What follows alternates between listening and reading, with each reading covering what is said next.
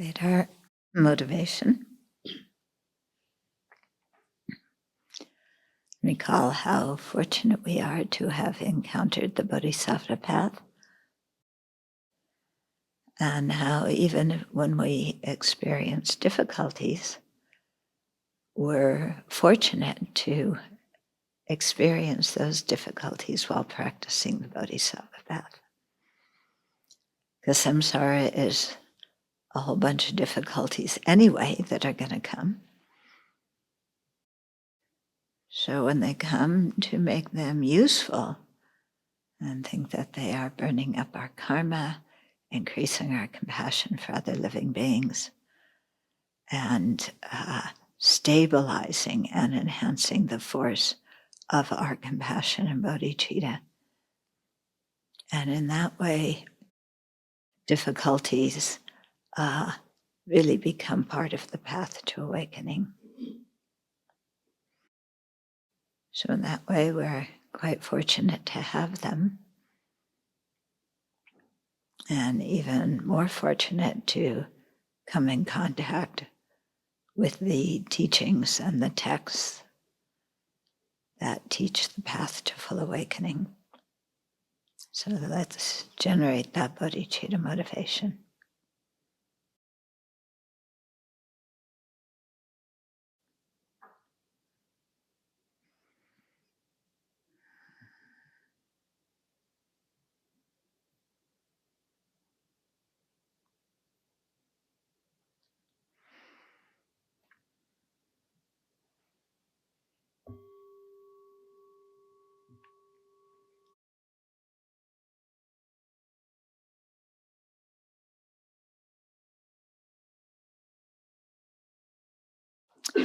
So I've been talking a lot this week. My voice is not very good. So there were a few questions from last week. I didn't give the teaching last week. Oh, okay, because in her email she said they were from last week, yeah. So I don't know what we went over. In any case, whenever they're from, I can answer them. Okay, so do afflictive obscurations include karma but not karmic seeds? Afflictive obscurations are only afflictions and the seeds of afflictions. Karma and karmic seeds are not afflictive obscurations. Okay, they're included in true causes of dukkha, but true causes of dukkha and afflictive obscurations are not the same. Okay, so the afflictive obscurations, the afflictions, and then the seeds that carry the potential to have that affliction arise again in the future. Those are the afflictive obscurations. Okay. So since arhats eliminate craving, karmic seeds cannot ripen to cause rebirth in samsara. Can we deduce then that non-virtuous and even virtuous karma is eliminated at this stage? No. While the practitioner continues his meditation to train his mind on emptiness and bodhicitta as a direct perceiver into the emptiness of phenomena. Okay, so arhats, somebody who becomes an arhat is practicing the shravaka or solitary realizer path. So they stop at arhatship, okay? They have eliminated all the afflictive obscurations, the afflictions and their seeds. They still have the seeds of karma in their mind stream. In particular, they may have seeds that could have the potential to cause of rebirth, but those seeds cannot ripen because the arhat has eliminated craving. And so without craving and clinging, the 8th and 9th of the 12 links, without those, then the karma that causes rebirth cannot ripen. Okay. In terms of the bodhisattva, okay, they will eliminate the afflictive obscurations at the beginning of the 8th ground. So at that time, their realization is similar to that of an arhat in that they've eliminated the afflictive obscurations. But the bodhisattva has many more qualities than an arhat has when they reach the 8th ground.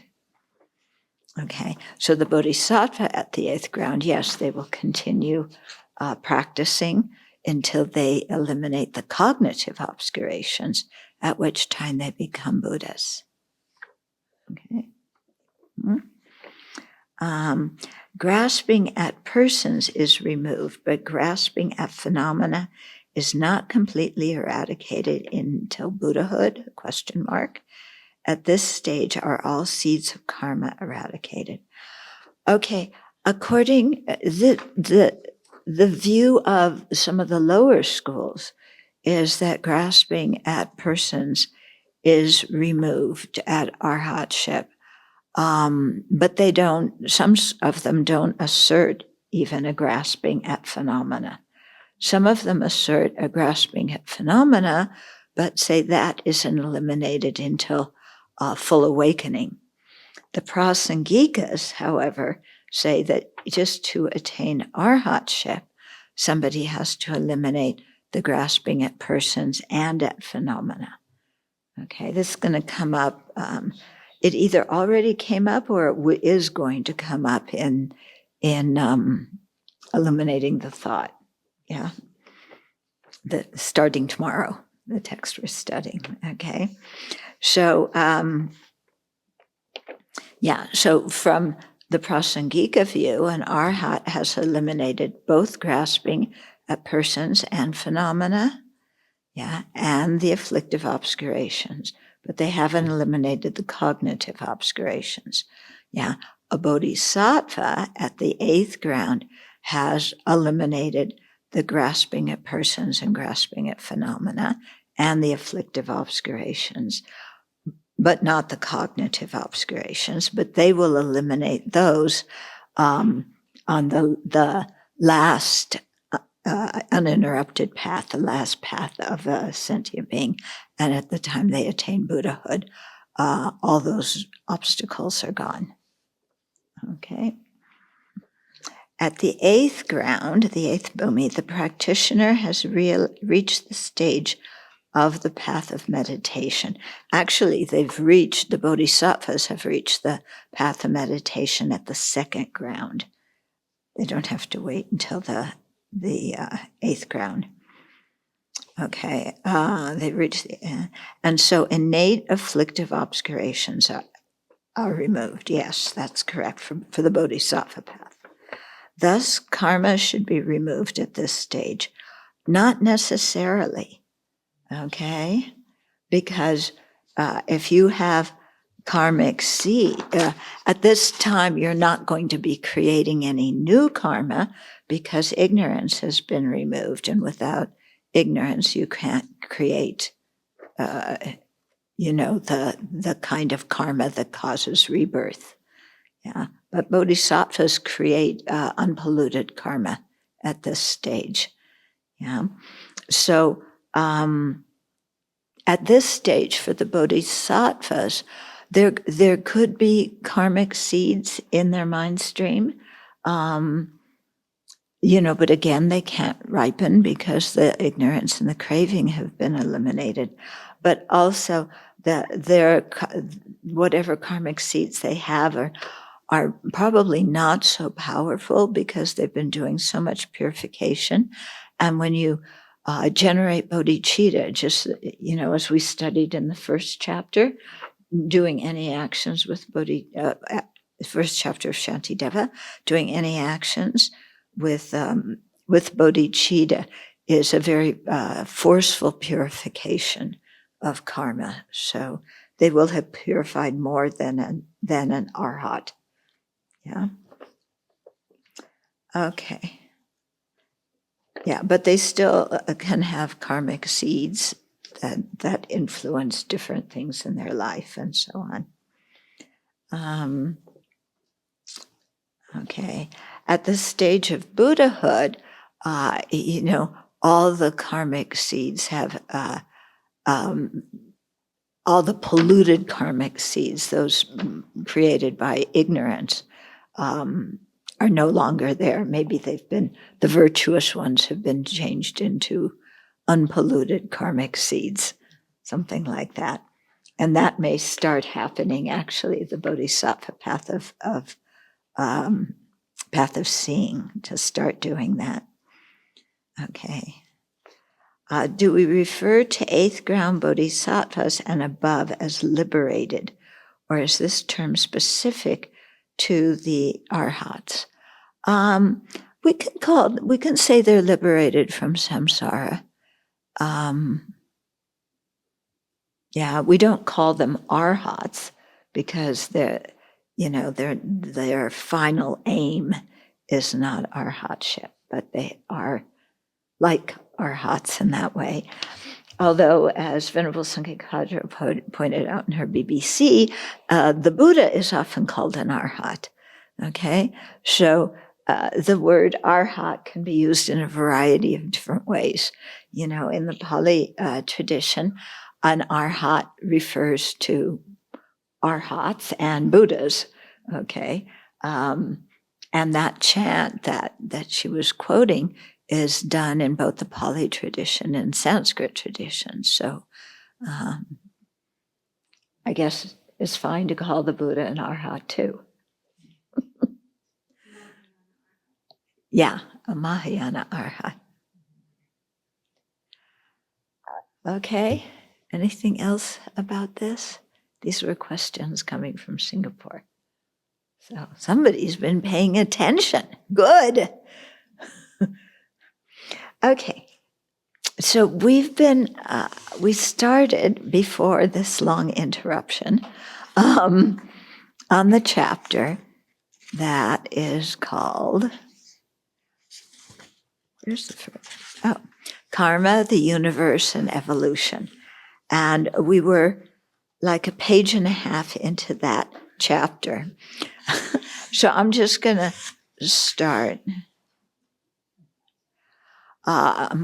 I'm going to start, there was an introductory paragraph. I'm going to start at the beginning of that chapter again because it's been a while since we had it.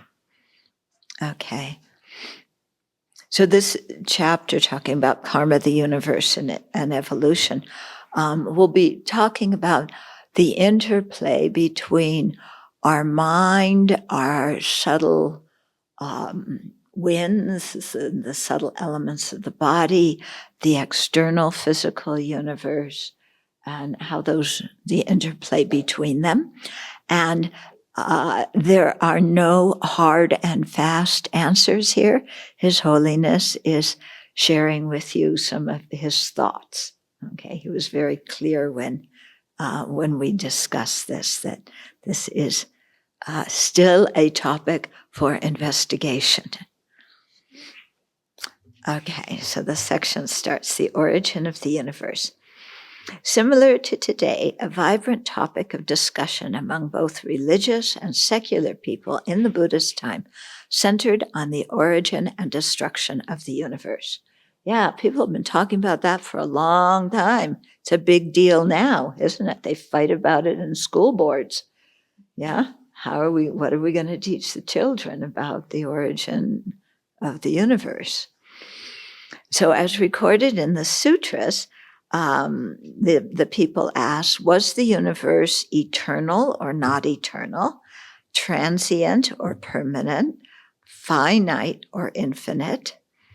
Did the universe have a beginning or was it beginningless? And the Buddha refused to answer these questions because the people who asked them were thinking in terms of an inherently existent universe. So we find there's some people say 14 questions the Buddha didn't answer. Some people say 12. However many questions he didn't answer, the reason for not answering them was the same, that the people are asking with the assumption that things exist inherently. And so no matter how the Buddha answers it, they're going to misunderstand because they have that basic misunderstanding. Okay, so no matter how the Buddha could have responded, they would have thought that either the universe existed inherently or it did not exist at all. So those are the two extremes that we always bump up on. Yeah. Because holding either of these views would have harmed them, the Buddha chose not to respond. At other times, the Buddha refused to comment on the origin of the universe because it was not relevant to the alleviation of dukkha and the attainment of liberation. Yeah, so people, we see it today too. People ask all sorts of questions, and they think, it pertains to the path to liberation. But from a Buddhist perspective, these things are actually taking you, on a pizza exploration of recipes for different pizza, In other words, they're irrelevant to the topic at hand. Okay, Abhidharma texts and the Kalachakra Tantra, however, commented on the evolution of the universe in conventional terms. Okay, so nowadays scientists research these same topics, leading to fascinating dialogues between Buddhists and scientists, some of which I have attended. Okay, so in Buddhism, the Abhidharma texts talk about the evolution of the universe. The Kalachakra Tantra does. They have different presentations, but both presentations talk about the role of karma in the formation of the universe. Okay, and that is when we hear sometimes that the mind caused, the universe, or karma caused it, we get the idea that the mind caused it. So somebody thought palm trees, and then palm trees existed. Okay, or somebody mixed up a brew somehow magically in their mind, and then icebergs, arose. No, it's not like that. And our karma didn't, manipulate the physical elements to produce toaster ovens or the Arctic Ocean or something like that. Okay, so when it says things originate in the mind or karma is involved, it means they have an influence. It doesn't mean they are the, some kind of ultimate, inherently existent creator. Yeah, or something, something like that we often misunderstand. And it doesn't mean that they're the substantial cause of the universe either. Okay. And then, of course, the scientists have their views, and they don't have one view either. There's many views about the Big Bang, So, and then other religions postulate, a creator God. They have many different views of how creator God did it. So, yeah. You could probably write a book, with all these different views in it, and then get yourself either good and confused, or know which ones to refute and which ones to accept, and become very clear on it. So there are several approaches that could be taken regarding the origin of the universe. First, we must investigate if it was created by a cause or if it was created causelessly.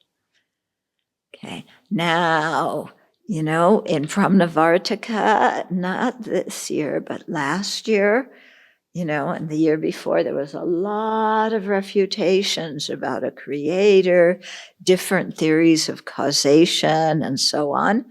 Okay, so here it is. It's coming up again. Yeah. If you haven't noticed so far, the Buddhist texts, many Buddhist texts take time to refute the idea of an external creator. Okay. and refute, asking, are things created with a cause or without a cause? Refuting that things appear without a cause, refuting that an independent cause caused them, refuting that anything can cause anything, a discordant cause can cause something, refuting that a permanent cause can cause something. So these refutations you find in many, many texts, which indicates their importance. Okay, so even though many of these ideas are non-Buddhist ideas, because all the Buddhist tenet systems were very clear that things arise dependent on causes and on concordant causes. In other words, causes that have the ability to bring about that result. The Buddhists find it very valuable to refute these non-Buddhist ideas for a couple of reasons. One is because as an individual, we could very easily have those views. Yeah, we may have been taught them as a child. We may have learned them in school. We may just feel, we were talking the other day, how emotionally comfortable it is to think that there's a creator God in charge of the universe. So these kind of views can be inside us, originating from a bunch of different causes, okay? And in addition, the Buddhists refute them because they were in dialogue with all these non-Buddhist schools, and they were, debating day and night and in between, it seems like, about these issues. And the way the debates were carried out is that if, the leaders of two different traditions were debating, the one who lost, that person and all their followers would convert to becoming followers of the winner of the debate. So there was a lot at stake if you blew it, okay? Your whole, you and all your followers are going to be humiliated, and, nobody wants that. So, there was a lot of stuff going on there, and they tried to play tricks on each other, and, Aryadeva was debating one non-Buddhist who, what did he do? He brought a slate, a parrot, a few different things to the debate because he was getting the answers from his god. I don't think it was Ishvara, but some other god was giving him the answers, in this way. I don't know, the parrot was, the parrot was naughty, and he did something that made all the other people run away. Do anybody? It's in volume 8, but I haven't read it in a while because I'm stuck on illusion-like appearances right now. Anyway, so they played tricks on each other and so on to try and win the debates.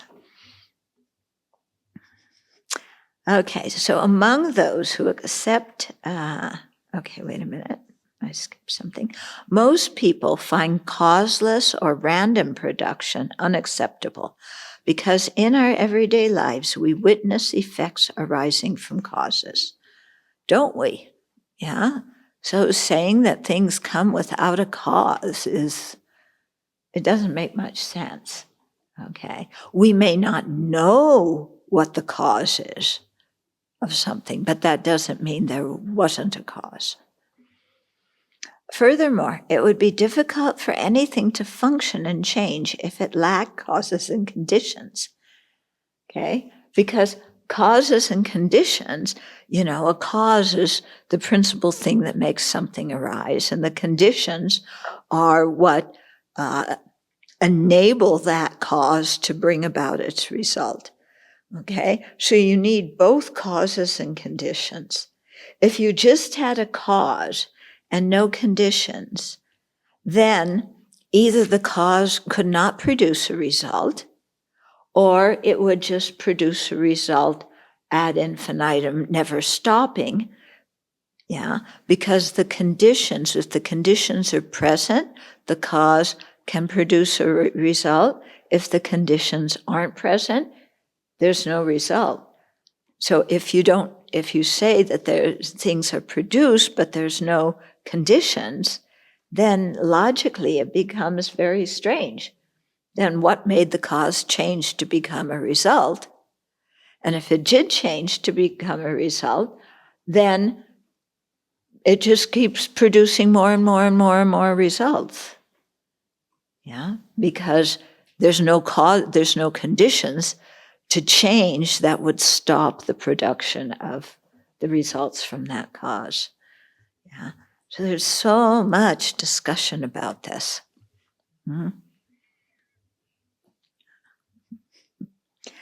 So among those, okay, I didn't finish this paragraph. Okay, so furthermore, it would be difficult for anything to function and change if it lacked causes and conditions. Permanent phenomena cannot interact with other things to produce something new. So if there's no cause or no condition, then it's going to be permanent. Permanent here means it doesn't, sometimes in English, permanent means eternal. That's not the meaning in Buddhism. In Buddhism, permanent means it doesn't change moment to moment. So if you have something that doesn't change moment to moment, then it can't produce anything, can it? Because as soon production or arising of a result means that something has to change first. Yeah, does that make sense to all of you? Yeah. So among those who accept that the universe arose due to causes, there are different assertions. Theistic religions such as Judaism, Christianity, Islam, and some branches of Hinduism speak of an external creator. Yeah, that's one view. Then there's different assertions about the creator. Most religions say the creator is permanent. Yeah, that the creator, him, her, or itself, was not created. Nobody created the creator because the creator was the thing that created everything else. So it itself was uncreated. Okay. If you have something that was not created by causes and conditions, can that thing change and produce an effect? No. Okay. If it's just there because it magically appeared and it's permanent, yeah, because it wasn't created due to causes and conditions, yeah, then it's never going to be influenced by any other conditions or any other causes, and it itself can't change. Yeah. Okay, so this is important, these things to really sit and think about. Yeah, I mean, if this appeared out of nowhere, yeah, it wasn't created, it just, first of all, how could it appear without being created? But even, you get beyond that and you say, okay, it appeared, but it was permanent. Yeah. Then something that's permanent, nothing can influence it. Yeah, you could put this in fire, and the fire wouldn't burn it because to burn, this thing would have to change. But something that's permanent cannot change. Okay.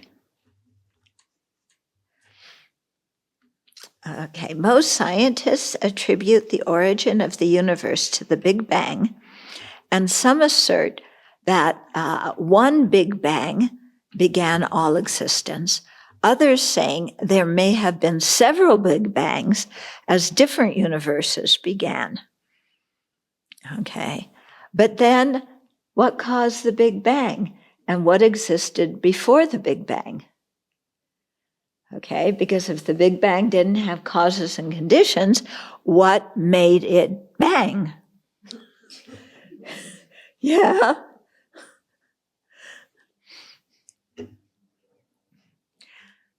Yeah. Non-theistic Samkhya, a Hindu philosophical school, and some other traditions speak of a primal substance. Remember this one?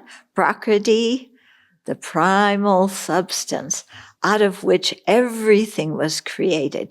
Really, it sounds so good, doesn't it?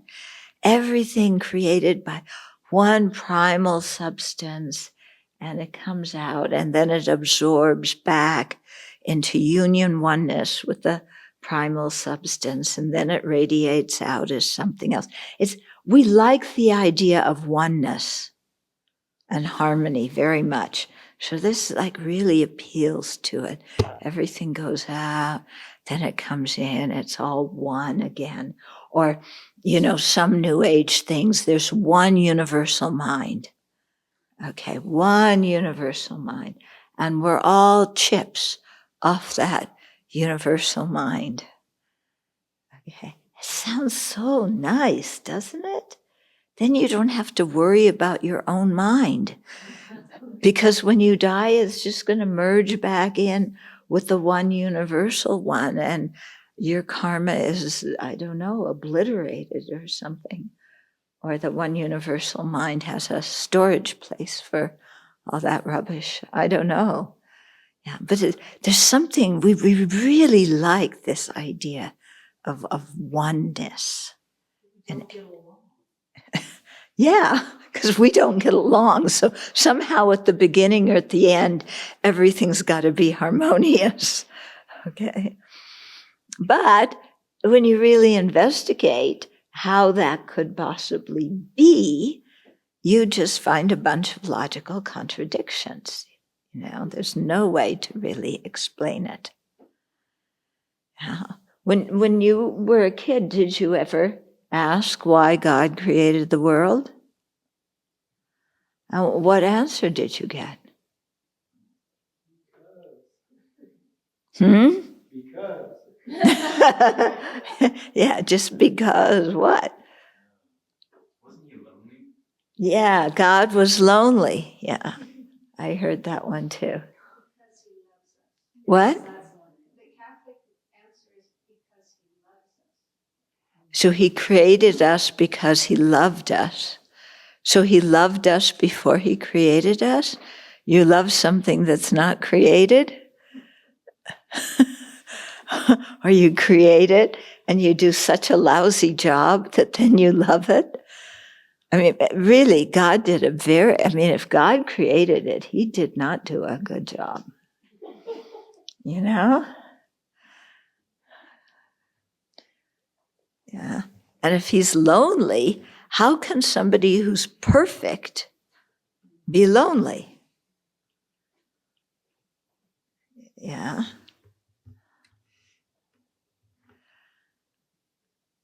Okay. Buddhists speak of the interplay between the laws of nature and the law of karma and its effects. Okay, so an interplay. Difficulties arise when we posit one original cause or event as the source of the universe with its mass, space, and time. If there were a single initial cause for all existence, be it a cosmic substance, dense matter, or preceding intelligence, what triggered that one cause to give rise to the universe with all of its complexity and diversity? Yeah, and one cause that wound up which producing so much complexity and diversity. What prompted it to change from the state it was in before to creating this whole big universe? Yeah, something must have prompted it. And if something prompted it, then it means it's not permanent. Means it's dependent, that other factors influence it. Change, such as the production of the universe, involves a complex interplay of many factors that influence one another. Since even the existence of something like a small flower, something small like a flower, involves multiple causes and conditions, needless to say, this is the case with more complex entities, such as the whole big universe. Okay. You might want to read Geshe Topge's book. It's called the Rice Seedling Sutra. Okay, so it has a translation of the Rice Seedling Sutra. And then it has an explanation of dependent arising and refutes all the reasons why things cannot, functioning things cannot be. It refutes the assertions of some people that functioning things are permanent. Okay, so it goes into all these arguments. It's quite good, yeah. And he touches on the 12 links as well and selflessness. Okay, because things depend on causes and conditions, they change. Yeah, so just sit with that one. Okay, when there's causes and conditions, things are going to change. You don't need to make them change. Just the fact that they arose due to causes and conditions means they're going to change. Why? Because the causal energy itself is impermanent and changes moment to moment. So if that causal energy changes moment to moment, the result it's producing is changing moment to moment. Okay? And so change is just going to keep continuing. Yeah? Once something is impermanent by nature, it cannot become permanent. Yeah? So once something is, has the nature of being produced, and it produces other things, there's nothing that can change that nature and make it independent of causes and conditions. Similarly, anything that is permanent can never become impermanent, because anything that's permanent is not influenced by causes and conditions. So there's nothing that could make it change to become impermanent. Okay, so we come across all of these things in when we're examining how the self exists and how phenomena exists. And sometimes we have the feeling that we exist and part of us is impermanent and part of us is permanent and unchanging. Yeah, and we kind of feel that way. You know how we have feelings and we believe in our feelings? Yeah. These kind of feelings and intuitions can be very unreliable. Okay. Because we can't be impermanent and permanent at the same time. Yeah. It's like you can't exist and not exist at the same time. Two totally contradictory things. Okay. Because things depend on causes and conditions, they change. Whatever arises necessarily depends on the causes and conditions that produce it. This is the law of causality, a natural law of the universe that nobody created. It's just the way things are. So a natural law of the universe that describes how things arise and produce results. Within this law of causality, Buddha Gosha Buddhaghosa's commentary on the Dignaga Nikaya speaks of 5 specific types of causality.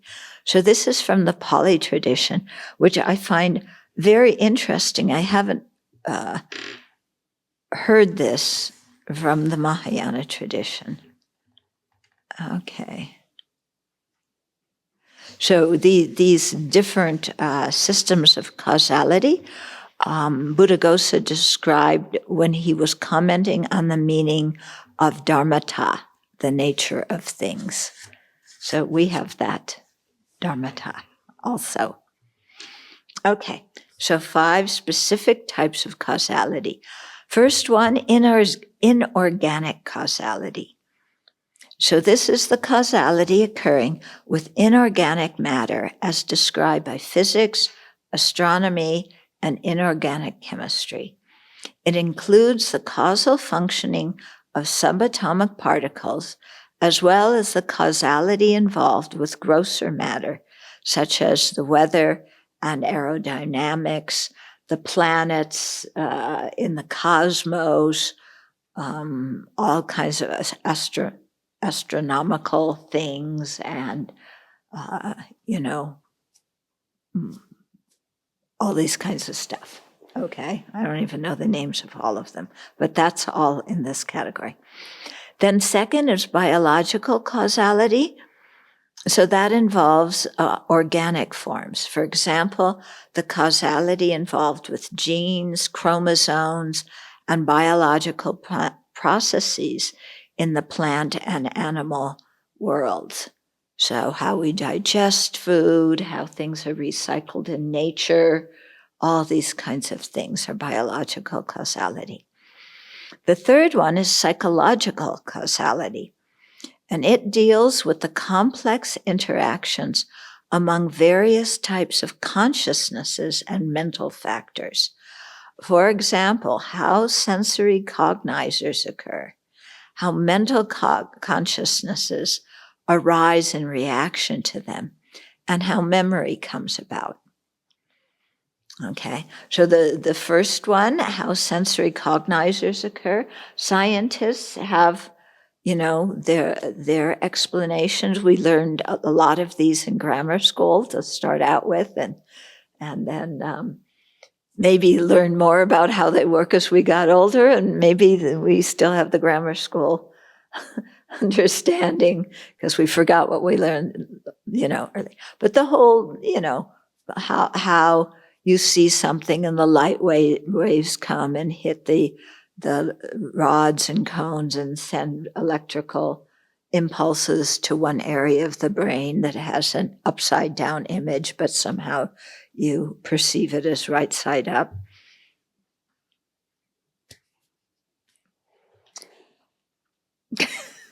You can tell my level. I used to know this when I taught elementary school. I used to be able to describe it better, but that was a long time ago. And I did study it in high school and college, but that's Okay, so that's all included psychological causality. How our sensory cognizers work. What is thought? Yeah, how is it that you have a sensory cognizer that you then can think about? And what is a thought? And how does thought work? Okay, and what is memory? Okay. And what's the difference between a conceptual and non-conceptual mind? Any of our scientists, do scientists talk about conceptual and non-conceptual minds? Do they use those words? Who was a psych major? No psych majors? Okay. Anyway, it would be included in that category. Then a fourth is karmic causality.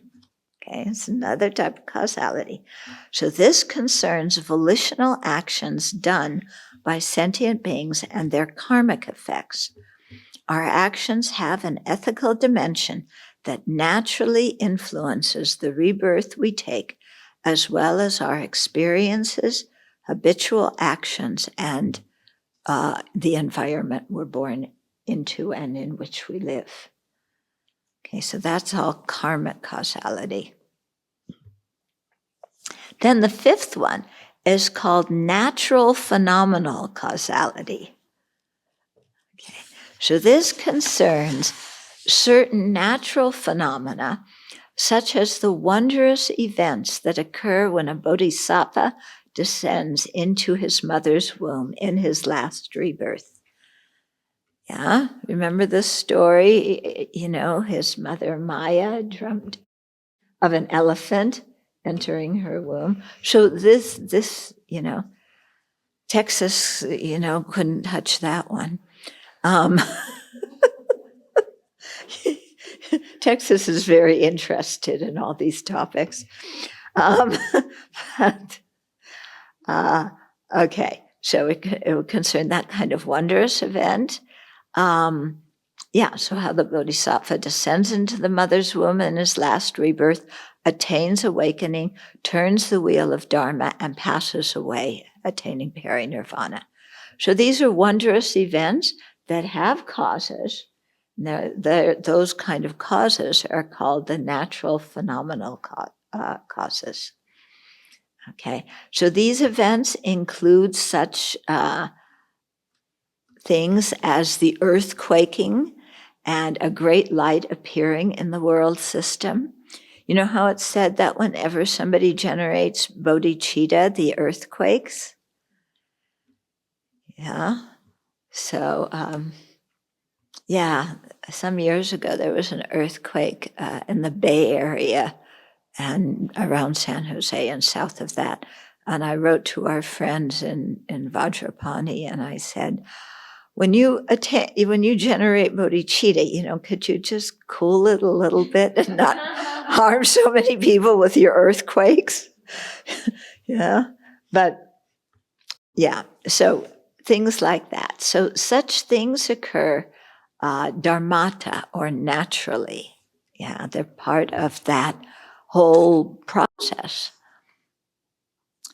Okay, so the footnote says this and other examples from the long discourses are commonly given in the ancient commentaries. More research needs to be done on the meaning of dharma causality. Bhikkhu Bodhi speculates that it may include the causality of progressing on the path, with one realization being the cause of the next. That would make sense. Okay. So the causality of the 12 links of dependent origination is a natural phenomenal causality epitomized by the Buddha's words. When that exists, this comes to be. From the arising of that, this arises. When that does not exist, this does not come to be. When that ceases, this ceases. So these are famous verses. They're in the Pali Sutras and they're also in the Rice Seedling Sutra. So it's very important. Yeah, when that exists, when some particular thing exists, something else is going to come into existence. Yeah. Okay. From the arising of one thing, something else is going to arise. From the arising of that, this arises. When that does not exist, this does not come to be. So when the cause or the conditions are gone or absent, the result doesn't come. And when that ceases, this ceases. So when the causal energy ceases, the result also ceases. So it's interesting in your meditation to make many examples of this kind of thing and really get a feeling of how causality just permeates our lives and how causality means impermanence and how impermanence permeates our lives and how impermanence relates to emptiness. Yeah. Because if things existed inherently, they would be permanent. Yeah, then nothing could change. And which means if things inherently exist, we can never become Buddhas. So it's because things are impermanent that we can even progress on the path. People tend to often think of impermanence as depressing. Yeah, something goes out of existence, you lose what you have. But actually, impermanence, causality, means that we can change and become Buddhas. Yeah. So this causality is the natural order of things in the universe. Although the other 4 types of causality are actually types of natural phenomenal causality, only those causal relations that do not fall within those first 4 are included in the natural phenomenal causality. And the footnote here, that was explained by Lati Sayadaw. Okay. These 5 types of causality are explained to show that there is no external creator of the universe or of sentient beings. Because if there's causality, there's no need for a permanent creator or an independent creator. Rather, all things arise and cease continuously in dependence on their causes and conditions. While each of the 5 has its own sphere of operation, they are interconnected and influence one another. Okay. And that way of how they're interconnected and influence each other, that is a very hidden phenomena. Yeah. Okay, so now the next section is called Mind and the External World. So Abhidharma texts speak of countless world systems, but I'm unsure if a world system is equivalent to a solar system, a galaxy, or the universe. A universe. Yeah. Do scientists say there's one universe, or can there be more than one universe? Anybody know? Can there be more than one universe? Yeah. Yes, there is a multiverse theory. Okay. Some multiverse theories and some say no, only one universe? Okay. Just like everything else. In any case, Mahayana Sutras and the Kalachakra Tantra speak of vast world systems throughout infinite space. At any particular time, some world systems are arising, some abiding, some disintegrating, and others remaining dormant. In this view, there is no absolute beginning. There is simply the beginning, a beginningless interplay of various factors that make world systems arise, abide, disintegrate, and remain dormant. And you can see why there would be no beginning. Because if you have a beginning, what caused the beginning? And then whatever you assert as causing the beginning, what caused that? And if you say, well, it came out of nowhere, that answer is not very satisfactory. Yeah. And if you say it always was, then it would be unchangingly permanent, if nothing created it. Or it would be permanent and impermanent. It would be permanent before it decided to create anything else. Do you see the kind of logical difficulties that come with this? Okay. So His Holiness there said there is simply the beginningless interplay of various factors that make world systems arise, abide, disintegrate, and remain dormant. So, the reason I'm stopping and talking so much about this is because on one level we say, yes, causality, yeah. But on another level, our mind is resistant to causality, yeah, because causality means change. It also means we're going to die. Nobody likes thinking about death. Okay? And we really like the idea of definite beginnings and definite ends. Don't we? I mean, in addition to liking theories that, it's harmonious, and then maybe it gets all screwed up, and then it comes back and it's harmonious again. That we like, okay. But infinitely messed up and chaotic? No, we don't like that. Yeah.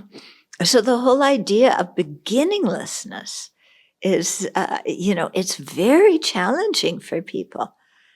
Do you remember in math class learning about the number line? Yeah. And okay, 1, 2, 3, 4. Yeah. And it goes on and there's no end. And you think, but there has to be. What's the biggest number? And then your teacher says, well, you just add 1 to that number. And then you add 1 to that. You cannot find the biggest number. And going the other way from 0, what's the biggest negative number? Again, that's beginningless.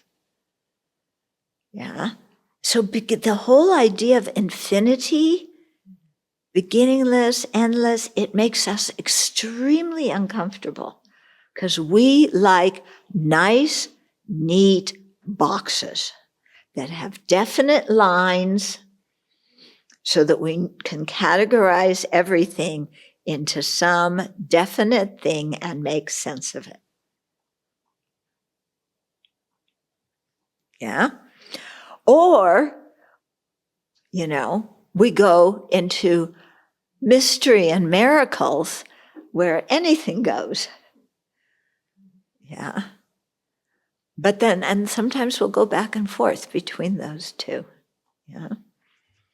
Our mind is quite interesting, what kind of ingrained preconceptions we have. And the role of what we believe in the role of what makes us comfortable emotionally in what we decide to believe. Because we think that we are reasonable and rational, and that's what decides our beliefs. But my theory is first we decide what we believe, and then we find a reason to agree with that and establish that. Okay?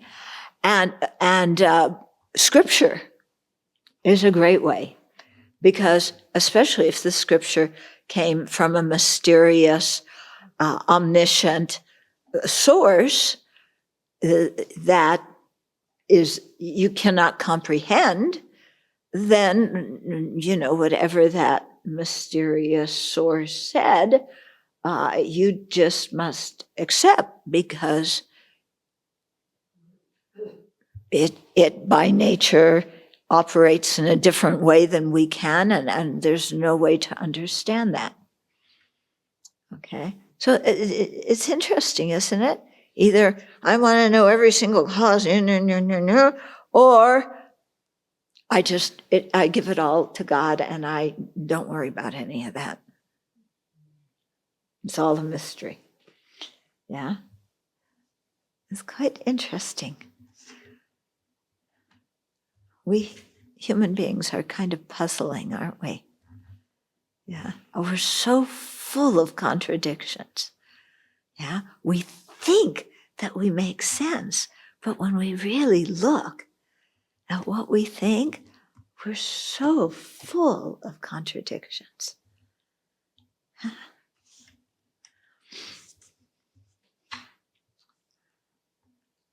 Buddhist thinkers speak of conditioned phenomena, things that are impermanent, composed of parts, and conditioned by other factors. We see these conditioned phenomena as being of three types: form, mind, and abstract composites such as time. What is the relationship between form, the material building blocks, and resultant compounded things in the external universe? What's the relationship between that and mind with its thoughts, feelings, and intentions? When we speak of the development of a world system and the evolution of life in particular, what is the relationship between mind and form? So here, form relating to material, meaning material stuff. So I will share my thoughts about this, His Holiness says. These are by no means definitive conclusions, but hopefully they will spark some curiosity among both those with scientific inclinations and those with spiritual dispositions. The general Buddhist view is expressed by the first Dalai Lama in his commentary on the Treasury of Knowledge. So here's the quote. If one asks, this manifold world which has been explained, the environment and the sentient beings living in it, where does it come from? It does not arise without cause or from a discordant cause, because it arises occasionally. And it does not arise from the Creator God, such as Ishvara, and so forth, because it arises gradually. As it says, if one asks, from what does it arise? The manifold world of the environment and the sentient beings living in it arise from karma. What does that mean?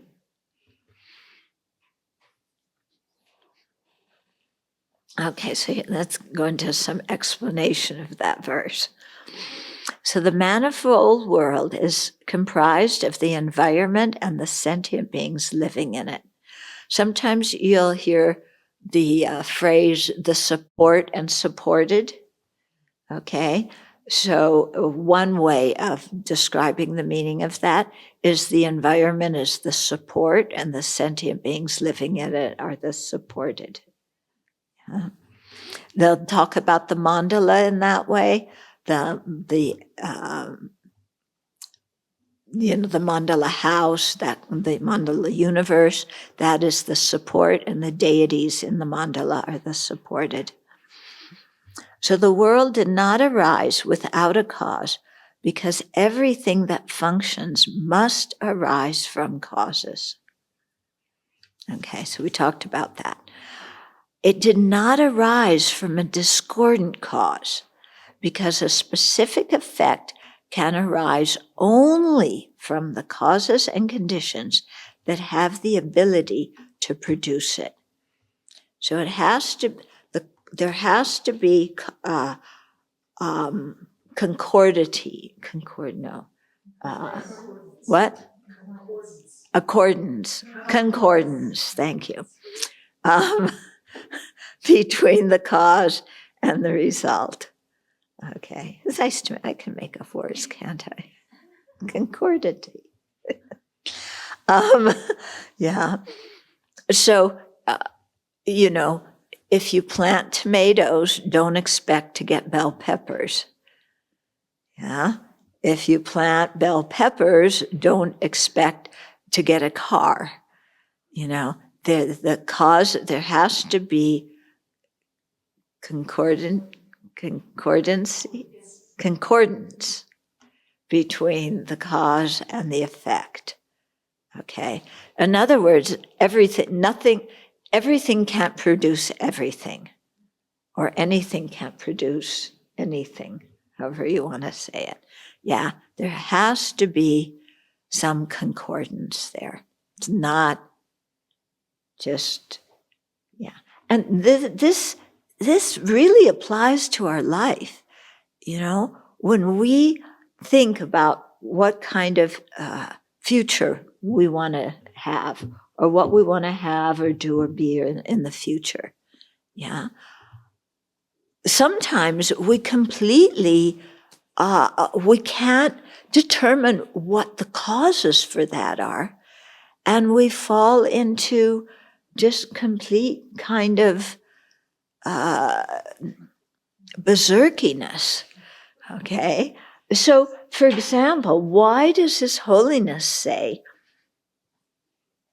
that praying to the Buddha to stop climate change is not what's going to work?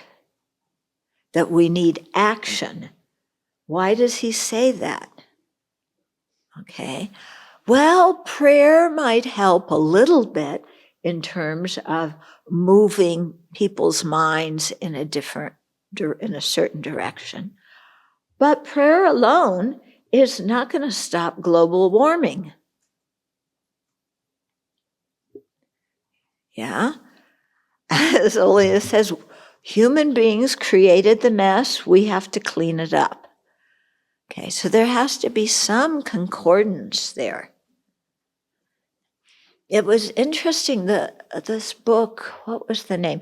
Of the anthropologist who went to, was it Alabama or Georgia or Mississippi, somewhere in the South, because she really wanted to understand how the people there thought. Do people remember? Strangers in Their Own Land. Thank you. Okay. It's so nice to have people who can remember things for me. Yeah. So, A Stranger in Their Own Land. And it was very interesting because the people there were definitely adversely affected by the pollution from the the oil, that petrochemical plants, okay, and refineries. Yeah.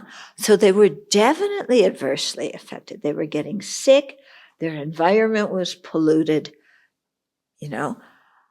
But when she talked with them about what they saw as causing it and what they saw as the result, since most of the people there worked in the petrochemical industry, they saw those corporations as kind because those corporations gave them jobs, and they trusted the corporations to clean things up, even when they worked for the corporations and they were the ones who physically took the pollutants and dumped them into the bayous, and they were the people who dumped the pollutants there. So they knew that the petrochemical plants were not taking care of the environment, but they still trusted them to, take care of the mess somehow, because they saw them as kind because they gave them jobs. Yeah. She went to one church and talked to the people there. And some of the people there, of course, like I said, everybody works for these plants and refineries. And the people of this church says, yeah, we know it's polluted, but we don't worry about it because God will take care of it.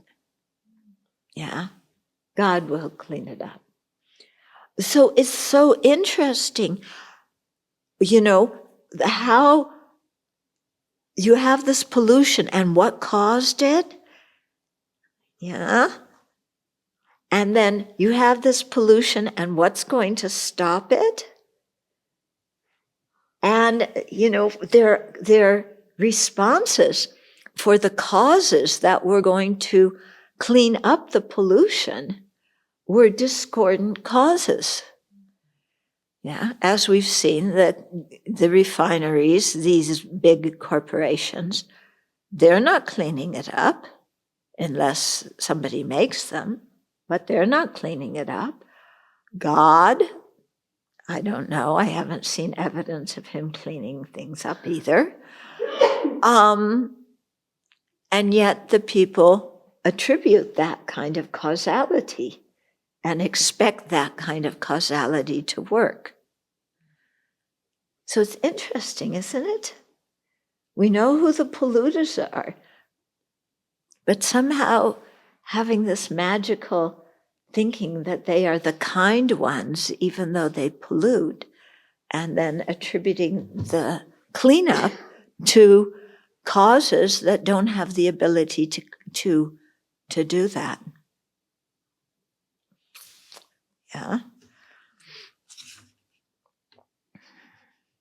Okay, so things do not arise from a discordant cause because a specific effect can only arise from the causes and conditions that have the ability to produce it. Yeah. So this happens also in some students' minds. They want to go to a certain university or college or trade school or whatever, and they can read what the requirements are to get admitted. And they don't have the requirements, but they apply anyway and think that somehow they will get admitted. Yeah.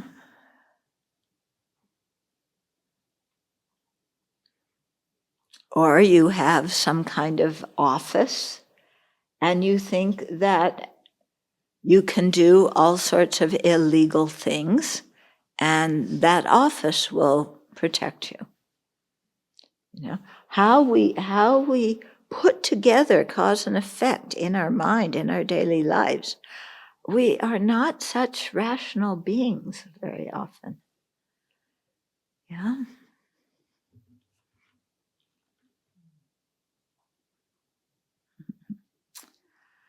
If causality were arbitrary, then anything could produce anything.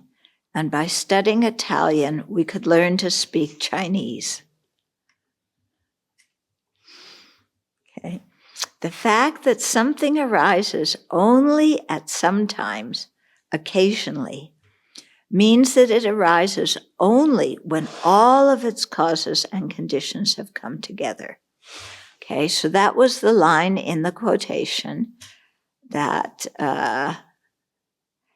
so it does not arise without a cause, we talked about, or from a discordant cause, because it arises occasionally. So if something arises occasionally, it has to depend on other conditions that make it arise. And these conditions and the cause have to have that capacity to do it. Okay, it does not arise from the creator God, Ishvara, and so forth, because it arises gradually, and if there were a divine pre-existing intelligence, as the story goes, creation is like that, isn't it?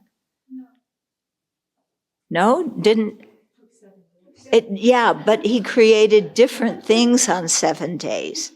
Yeah? Okay, but each thing he created on one of the days came into being like that. I mean, did God, when he created Adam, okay, yeah, did, he create, create one bone on Monday and some muscles on Tuesday, and yeah, it wasn't like that. Didn't Adam just? He was made of clay. And then what happened? He breathed into it. God breathes? Why does God need to breathe?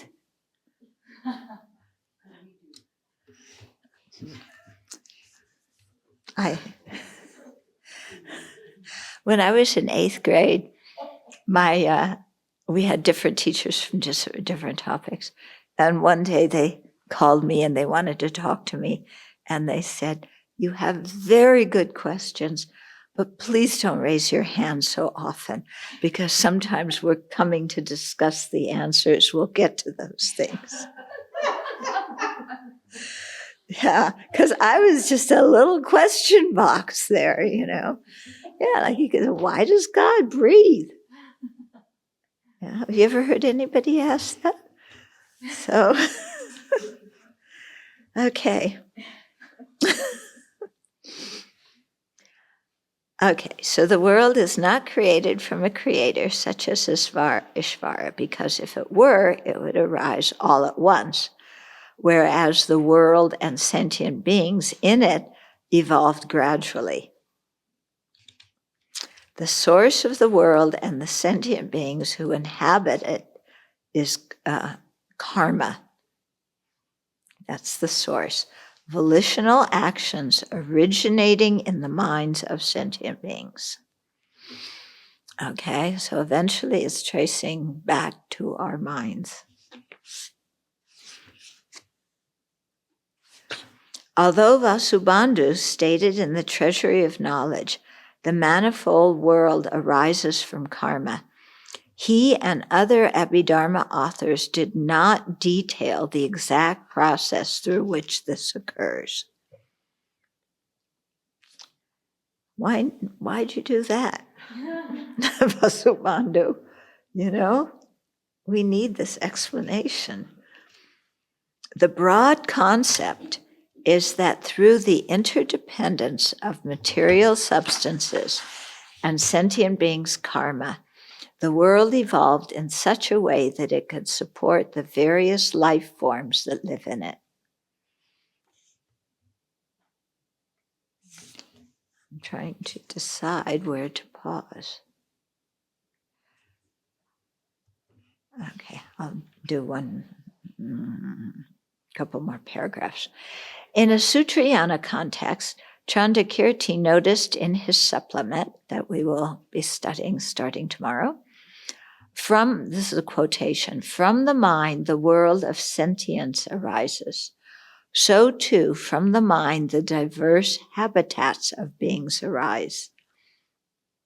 The Chittamatra school understands this literally and developed a philosophical system that denies the existence of external objects and instead asserts that both the perceiving consciousness and perceived object arise from the same latency on the foundational consciousness. The Madhyamaka school disagrees. Although it refutes an objectively existent world out there that is unrelated to sentient beings' minds, it asserts external objects, saying that sentient beings' intentions create karma, which influences their resulting body-mind complex and their external habitat. So within saying that things arise due to the mind or arise due to karma, there's different explanations among the Buddhists for how this happens. Okay. So I'm going to pause here because the next paragraph talks about Vajrayana and how it does this, and then His Holiness goes into quite a long explanation that it's better to do it in one sitting. Okay, so any questions? Venerable, that sentence that you just read, the source of the world and the sentient beings who inhabit it are karma. Can you say more about that? Okay. So you want me to read it? Okay, from the mind, the world of sentience arises. So too, from the mind, the diverse habitats of beings arise. Okay. Was there another quote? It's the sentence just above the last paragraph on the page, just above where Vasubandhu stated. Okay, Vasubandhu said the That sentence just manifold above it. world arises from karma. Now, above that, the source of the world and the sentient beings who inhabit it is karma. Volitional actions originating in the minds of sentient beings. So what he's explaining here is what he's unpacking what that means. So he just explained Vasubandhu, he explained Chandrakirti, he explained the Chittamadra school, the Madhyamaka school, and he's going to explain the Vajrayana, interpretation of that. So what it means, it's, I mean, he said that before, that things are an interplay between we have these 5 causal systems, and things arise as an interplay amongst them. Yeah. And one of the causal systems is karma. Another one is that natural law. Another one is psychology. So, you have you have causal systems that govern material and causal systems that govern things that are not material. And these all interact. And if we could answer that question in a nice, neat way, we would probably be Buddhas.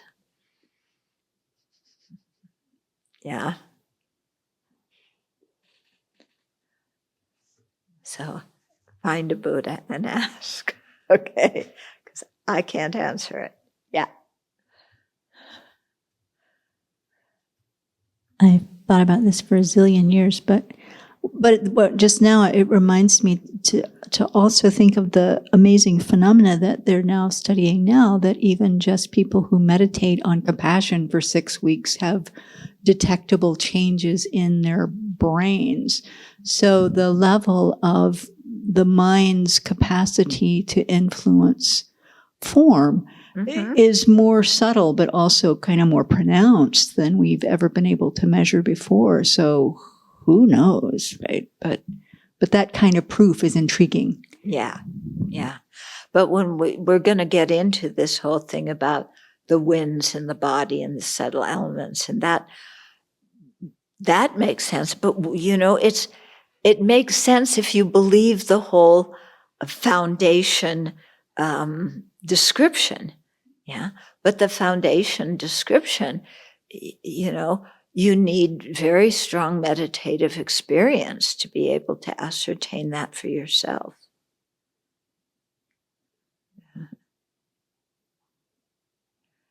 Uh-huh.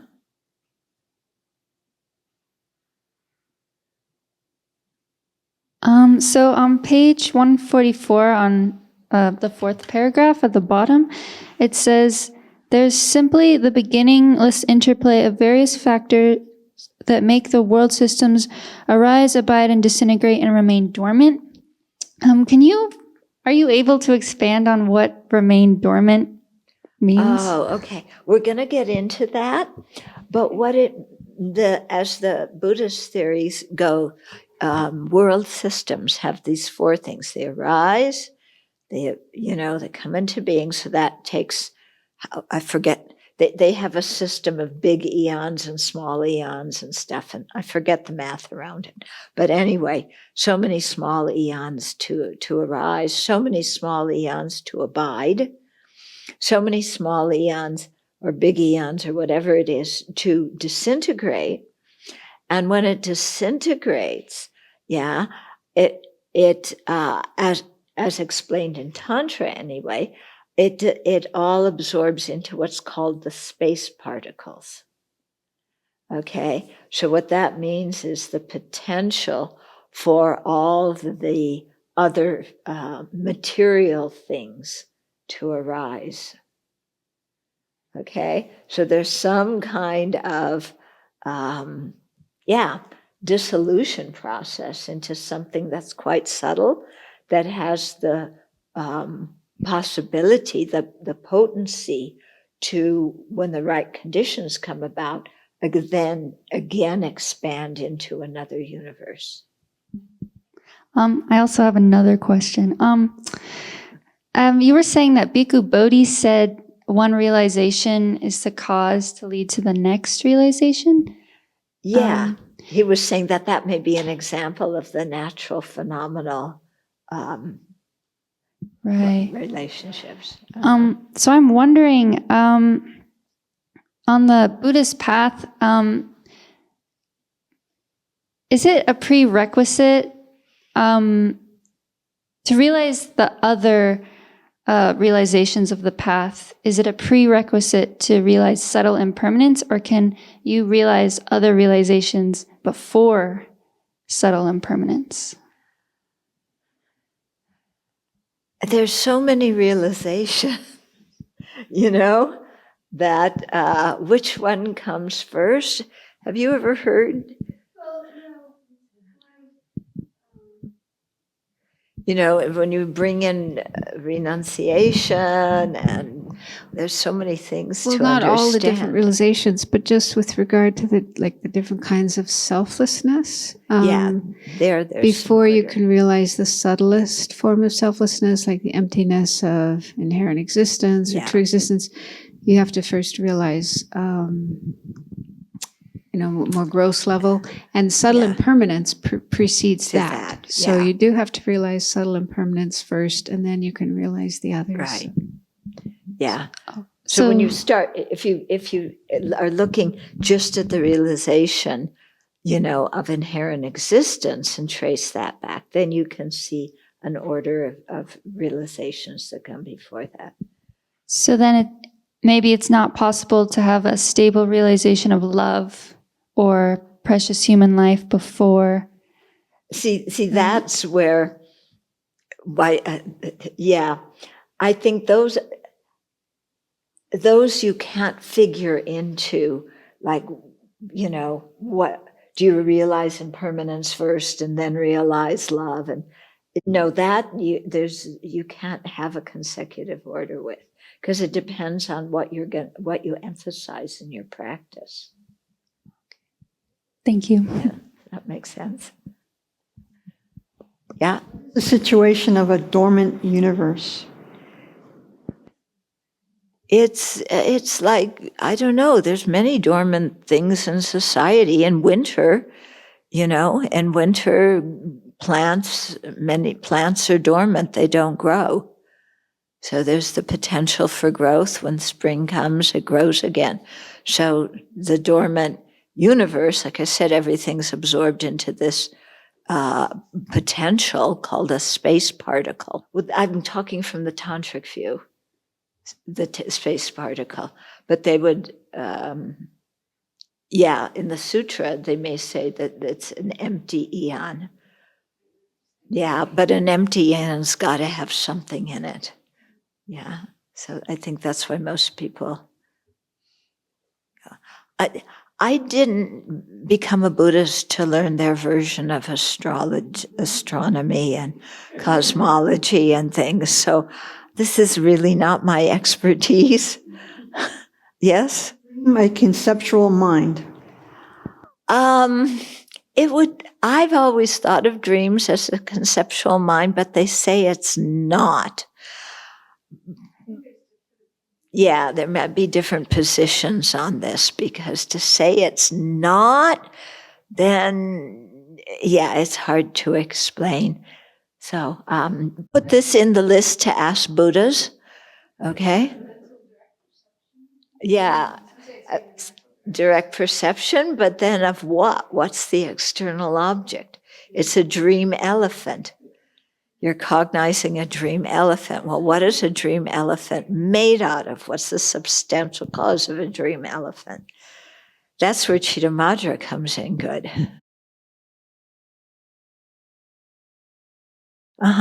Is the universe also a conceptual mind? No, we can perceive the universe directly, different things in the universe with our five senses directly. And we can also think about the universe with a conceptual mind. And when you develop supernormal powers, then you can see things very far away or hear sounds very far away directly. This is going to be the last question. Does karma, cause and effect, necessitate that time be linear in nature? I've always, in whatever Buddhism I've heard, time has been linear. Yeah. Yeah. And you have very specific definitions for a past object, a present object, a future object. And I've never heard of them getting mixed up. Yeah. Because actually, when you think about it, you know, if okay, you get to this part in time and you went back to that time, actually, then the past would be the future because you would be going back to it after this period of time. We're going to stop now, folks.